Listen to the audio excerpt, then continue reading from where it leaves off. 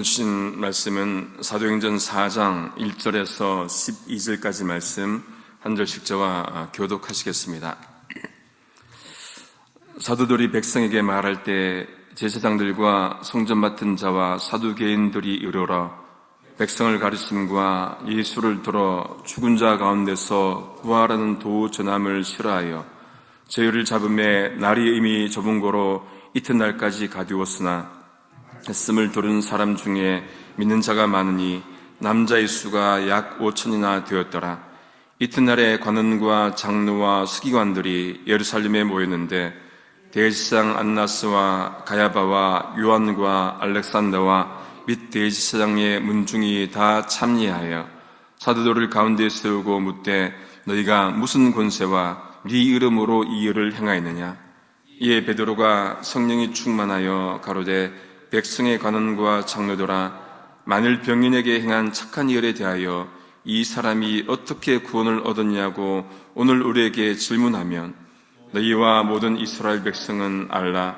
너희가 십자가에 못 박고 하나님이 죽은 자 가운데서 살리신 나사렛 예수 그리스도의 이름으로 이 사람이 건강하게 되어 너희 앞에 섰느니라. 이 예수는 너희 건축자들의 버린 돌로서 집 모퉁이의 머릿돌이 되었느니라. 다른 이로서는 구원을 얻을 수 없나니 천하 인간에 구원을 얻을 만한 다른 이름을 우리에게 주신 일이 없음이니라 하였더라. 아멘. 사도행전 3장 앞장에서 베드로와 요한이 성전 문 앞에서 구걸하던 걷지 못한 사람을 이제 일으켜 세웠던 그 사건 이후에 이제 백성들에게 그것에 관해서 말하고 있을 때 제사장들과 성전 맡은 자와 사두개인들이 이제 옵니다.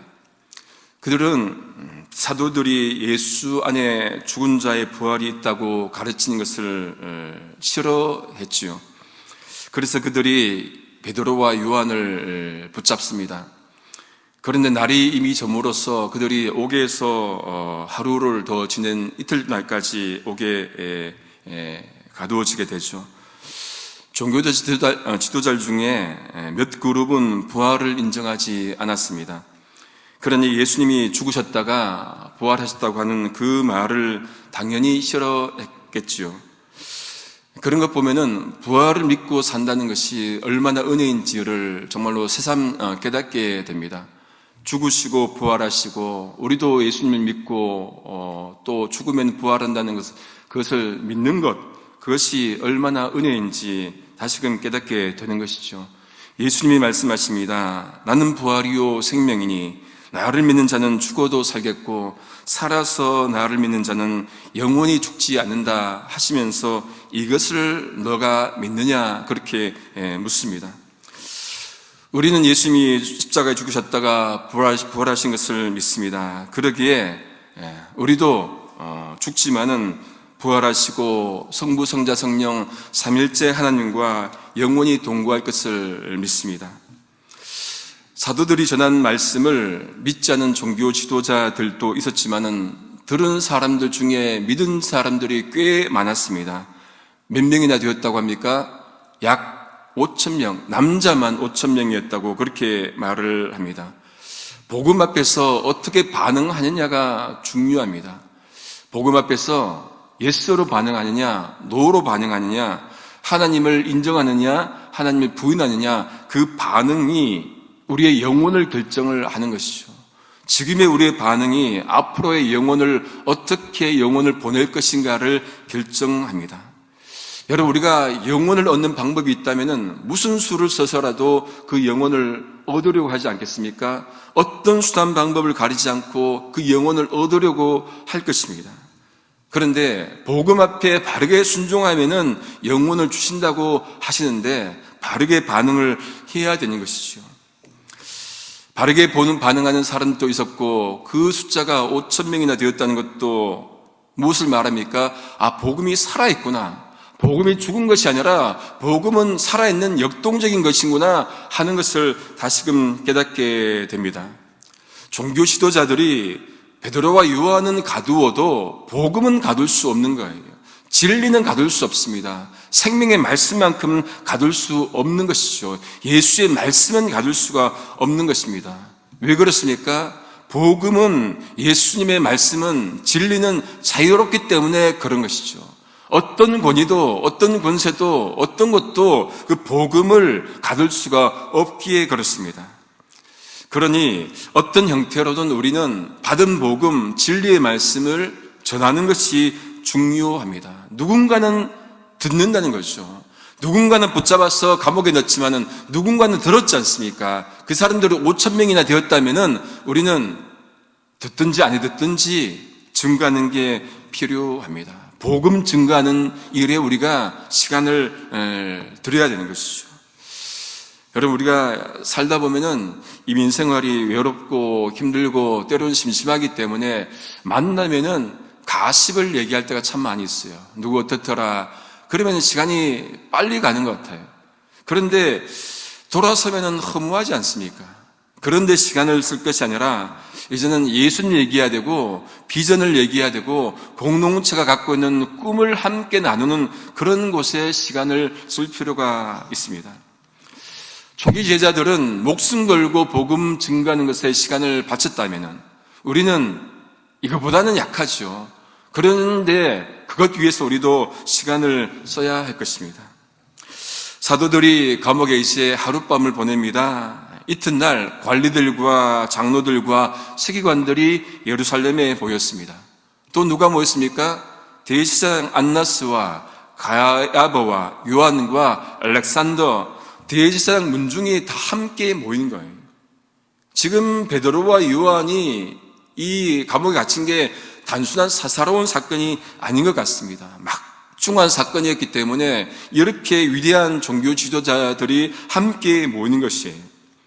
그들이 사도들을 중간에 세우고 묻습니다. 뭐라고 묻습니까? 너희가 말한 그 권세, 누구의 권세냐? 무슨 권세와 누구의 이름으로 이 일을 행하느냐? 그렇게 묻지요. 또 권위를 문제 삼습니다. 예수님이 성전에서 가르치실 때 그들이 물었던 것도 권위였습니다. 지금 마찬가지로 또 묻는 것은 뭡니까? 권위예요. 여러분, 권위를 묻는다는 것은 무슨 말입니까? 너희들이 무슨 권위가 있다는 묻는 것은 우리만 권위가 있는데, 권세가 있는데 너희들에게 도대체 우리 외에 누가 권위를 주었느냐? 도대체 누가 너희들에게 그렇게 말할 수 있는 권세를 주었느냐? 그것을 묻는 것이죠. 사람들은 그것이 진리인지 아닌지가 중요한 것이 아니라 권위 있는 자가 말했느냐 그렇지 않느냐가 중요하게 여기는 것 같습니다. 그런데 권위가 중요한 것이 아니라 진리가 중요하지요. 권력 가진 자가 말해서 그 말이 진리가 되는 것이 아니라 진리를 말하기에 진리가 되는 것입니다. 권위가 진리를 만드는 것이 아니라 진리가 권위를 만드는 거예요. 하나님의 말씀, 복음 증언할 때에는 권위도 필요 없습니다. 자격도 필요 없습니다. 학벌도 필요 없습니다. 무엇만 있으면 됩니까? 예수님이 나의 구세주라는 그 복음의 확신만 우리 속에 있으면은 권위도, 권세도, 학력도, 조건도, 자격도 필요 없고 누구든지 복음을 증거할 수가 있는 것이지요. 그리고 그 진리를 전한 자가, 그 복음을 전한 자가 가장 권위 있는 자일 것입니다.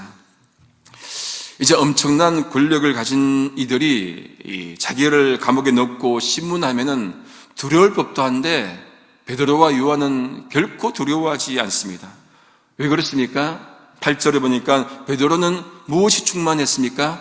성령이 충만하니까 그들에게 담대히 말합니다.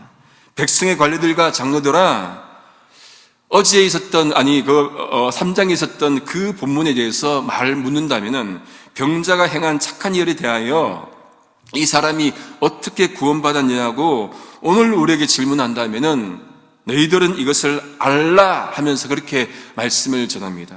너희가 십자가에 못 박고 하나님이 죽은 자 가운데서 살리신 나사렛 예수 그리스도의 이름으로 이 사람이 건강하게 되었다, 나았다, 그렇게 말씀을 하죠. 그리고 그 사람이 지금 너희 앞에 있다, 그렇게 말을 합니다. 베드로는 담대하게 선포합니다. 죽은 자의 부활이 있다고 선포하는 것도 싫어서 베드로와 요한을 잡았는데 걷지 못하던 자가 예수의 이름으로 걷게 되었다는 것을 지금 말하시오. 또 그것도 너희들이 그 예수를 죽였다고 하면서 그렇게 말을 합니다. 점점 세지는 거예요. 여러분, 이렇게 되면은 뒤에 뭐가 따라오겠습니까? 더 큰 일이 벌어질 것 아닙니까? 그런데 어떻게 이렇게 베드로가 변했을까요? 예수님을 모른다고 3번이나 부인했던 그 베드로가 어떻게 목숨까지 두려워하지 않고 담대하게 복음을 증거할 수 있는 그 변화가 어떻게 가능했을까요? 이것을 우리가 좀 주목할 필요가 있습니다. 무엇 때문입니까? 성령 충만했기 때문에 그런 거예요.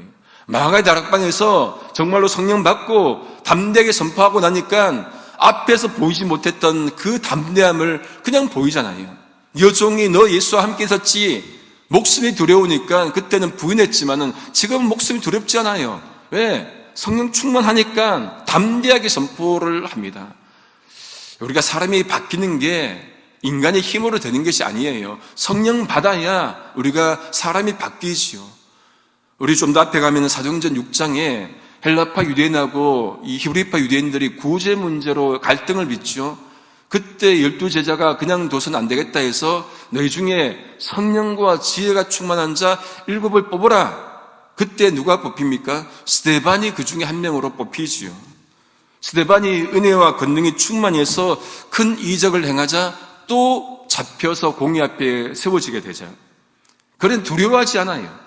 어떻게 성경이 묘사합니까? 그의 얼굴이 무엇 같았다고요? 천사 같았다. 그렇게 표현하고 있습니다. 공의 앞에서 서서 이스라엘 역사를 훑지요.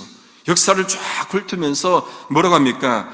자신을 변론하면서 동시에 그들이 율법을 받고도 지키지 않음을 비판합니다. 공의 앞에 섰는데 목숨이 두려운데 그들을 비판해요. 그러자 공회원들이 스데반을 죽이려고 하시오. 그때 스데반이 어떻게 고백합니까? 성령 충만하여, 여기도 성령 충만하여 하늘을 우러러 주목하면서 하나님의 영광과 주 예수 그리스도께서 하나님 우편에 서신 것을 보면서 고백하잖아요. 보라, 하늘이 열리고 인자가 하나님 우편에 서신 것을 보노라. 놀라운 것을 고백하는 그 장면에서 첫 출발이 뭐였다고요? 성령 충만하여. 성령 충만하니까 스데반도 감당을 못하는 거예요. 우리가 예수를 믿을 때 성령 충만해야 됩니다.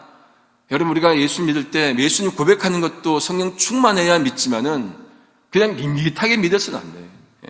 내가 예수 믿는 것, 예수 믿는 것 성령 충만으로 믿지요. 그것도 맞지만은 좀 더 뜨겁게 성령 충만하여서 정말로 이들처럼 어떤 사람들이 뭘 하더라도 당당하게 예수 믿는 그 말씀을 그렇게 살아갈 수 있는 것은 성령 충만해야 되거든요. 뜨거운 체험들이 있어야 합니다.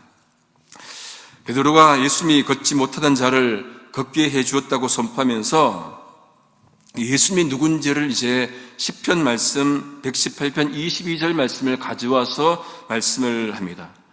11절 말씀에 이 예수는 너희 건축자들이 버린 돌로서 집 모퉁이의 머릿돌이 되었다. 그렇게 말씀을 합니다. 건축자들이 집 지을 때 좋은 돌, 나쁜 돌을 구분하겠지요. 전문가니까. 그런데 버린 돌이 집 모퉁이의 머릿돌이 되었다는 거예요. 중요한데 버리는 경우도 있습니다. 보는 안목이 없을 때 그럴 수가 있겠죠. 예수님이 메시아인데 그를 죽였습니다. 버렸습니다. 그런데 하나님이 그를 다시금 살리셔서 교회의 머릿돌이 되게 하셨다는 말씀입니다. 그로 하여금 인류의 구원자가 되게 하신 것이죠. 그 머릿돌 예수님이 누구십니까? 바로 인류를 구원하시는 자, 그분만을 통해서 구원을 얻는다고 또 베드로가 12절에 말씀을 합니다. 다른 이유로서는 구원을 받을 수 없나니 천하 인간 중에 구원을 받을 만한 다른 이름을 우리에게 주신 일이 없다 말씀을 합니다. 지금 베드로가 잡혀있는 상태잖아요. 공회원들, 그 종교 권력자들 앞에서 잡혀 있는데 또 한 단계 더 나갑니다. 다른 이유로서는 구원을 못 받아 예수, 당신들이 죽인 예수만이 구원을 줄 수 있어. 지금 그거를 못 박는 거예요. 예수밖에 없다는 것을 말씀을 하시죠. 뒤따라오는 것은 죽음과 처벌밖에 없습니다. 그런데도 성령 충만했기 때문에 두렵지 않아요. 걱정이 없습니다. 앞날에 대한 걱정이 없습니다. 오직 예수만을 선포할 수 있는 것은 목숨이 두렵지 않으니까 담대하게 선포했던 것이죠. 바울이 고린도 교회에 편지를 하면서 자신을 뭐라고 얘기하느냐? 고린도 교회 성도들을 예수께로 인도하는 중매쟁이라고 자신을 표현을 합니다. 고린도 후서 11장 2절 말씀에 내가 하나님의 열심으로 너희를 위하여 열심을 내노니 하면서 내가 너희를 정결한 처녀로 한 남편인 그리스도께로 드리려고 중매함이라 그렇게 말을 하죠. 그러니까 바울은 세상 사는 성도들을 다시금 예수께로 인도하는 중매쟁이 그 역할을 한 것입니다. 그러면서 바울이 뭐라고 하냐면은 고린도 교회 교인들에게 다른 사람이 전한 그 다른 복음, 다른 예수, 다른 영을 당신들이 잘 받아들인다고 걱정을 합니다. 자기들이 전한 예수가 아니라 다른 영, 다른 복음, 다른 것, 그걸 받아들이는데 받지 말라는 거잖아요. 그걸 걱정하면서 그렇게 이제 권면을 합니다. 다른 예수는 없는 거예요. 다른 복음은 없습니다. 오직 예수 그리스도만이 우리의 구원자이신 것이죠. 이것을 바울이 전했고 베드로가 전하고 있는 것입니다. 그러니 다른 길로 다른 곳으로 눈을 돌려서는 안 될 것입니다. 오직 성경이 말씀하신 예수 그리스도, 오직 우리가 믿는 예수님, 그 예수님만 믿어야 하는 것이죠. 말씀을 정리합니다. 성전 미문에 걷지 못한 자를 이렇게 세워서 이제 걷겠는데 베드로와 요한이 잡힙니다. 신문을 받습니다. 옥에 갇힙니다. 무슨 권세로 걷겠는지 묻습니다. 세상은 자기 권세, 자기 권력을 유지하기 위해서 다른 권세를 인정하지 않습니다. 자신의 권력이 무너지기 때문에 그렇겠죠. 그런데 하나님의 사람들은 세상 권세가 아니라 하나님의 권세만을 높여야 합니다. 그 하나님이 창조주시요 구원자시요 완성자시기 때문에 그 하나님이 역사를 주관하고 계시기 때문에 그분만을 높여야 하는 것이죠.